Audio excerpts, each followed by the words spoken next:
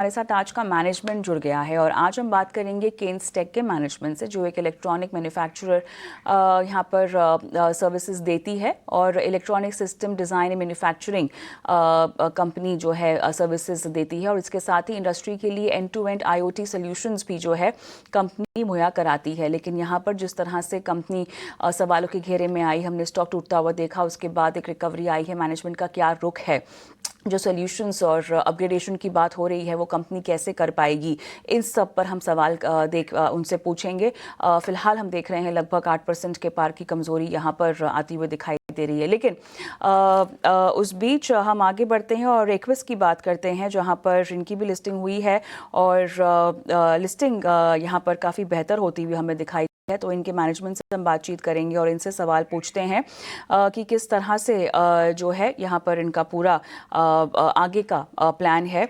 अरविंद मिलेगिरी हमारे साथ जुड़े हुए एग्जीक्यूटिव चेयरमैन और CEO हैं एक्विस के। अरविंद जी, आपका स्वागत है और कॉन्ग्रेचुलेशंस आपकी लिस्टिंग के लिए।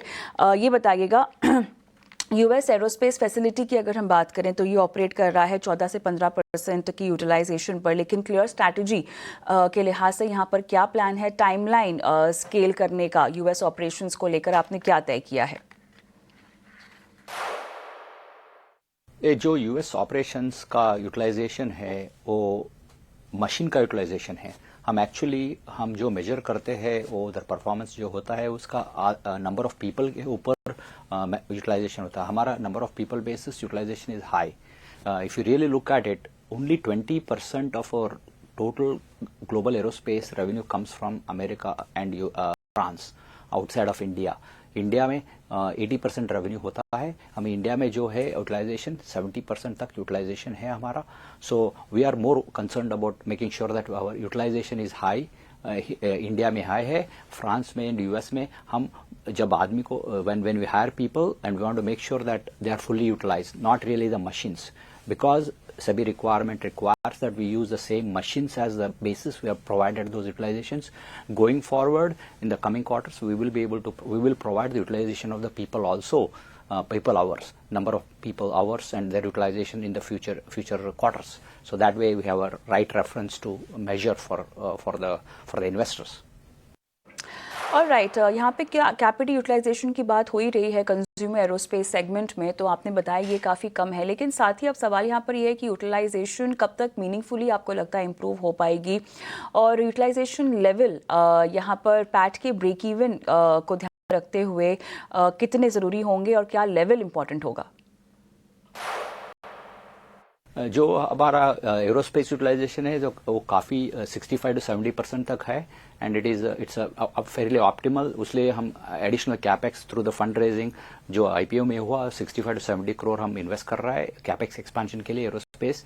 एंड कंज्यूमर में हम अभी लास्ट दो बरस में we have invested about 600 crore and we want to make sure that utilization is start going to move up now, and because we started shipping to the customer this quarter, and that will help us in utilization ज़्यादा होगा, and at about 50% level we should be able to get a EBITDA break even, and about 60% level we should be able to get a PAT break even, and our goal is to get to about 70% utilization in the consumer also in the coming quarters. Debt repayment की बात करते हैं, 433 करोड़ का debt repayment plan हो रखा है, लेकिन इसमें से इंटरेस्ट कॉस्ट कितनी एनुअली आती हुई आप देख रहे हैं और कितनी जल्दी मार्जिन्स पर ये रिफ्लेक्ट भी होगा? हमारा अभी अबाउट 530 करोड़ का डेट है टोटल, एंड उसमें 433 कम कर रहा है।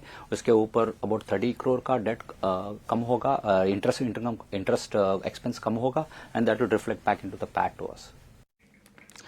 चलिए यहाँ पर आगे बढ़ते हैं और अब यहाँ पर लॉसेस की अगर हम बात करें तो ये नेट प्रॉफिटेबिलिटी तक कब तक आपको लगता है कि मामला आता हुआ ठीक? आपके इंटरनल टारगेट्स अगर हम देखें नेट प्रॉफिटेबिलिटी पर आने के लिए, तो वो क्या तय किए हैं आपने?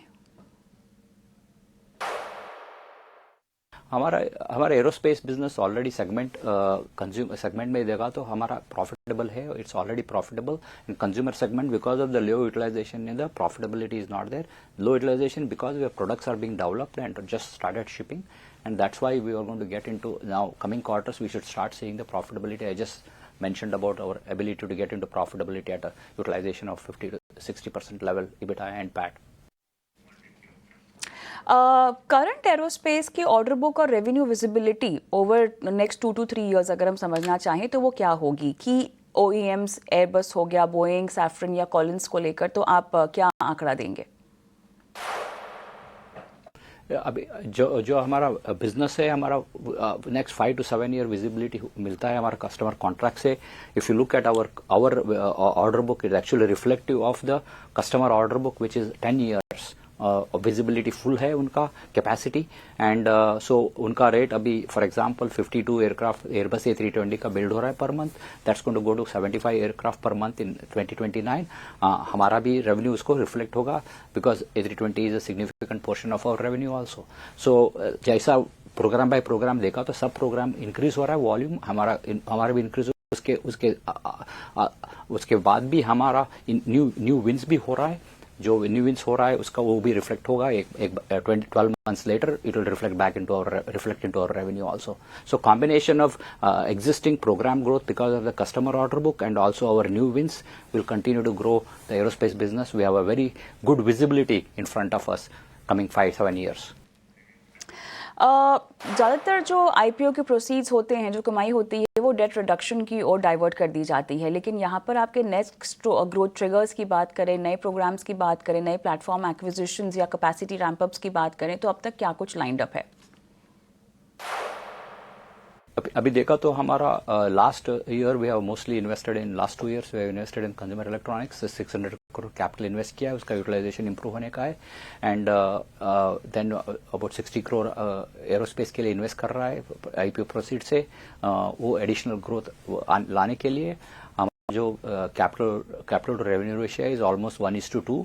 So that is what is going to reflect additional revenue coming into our business annually going forward. That is going to bring in, apart from the growth in the customer's perspective. Aerospace EBITDA margin लगभग 19.4% है, लेकिन यहाँ पर किस तरह के steps उठाए जाएंगे इसको और बढ़ाने के लिए, और कंसोलिडेटेड मार्जिन्स अगर इस लेवल्स पर समझना चाहें तो वो क्या होंगे?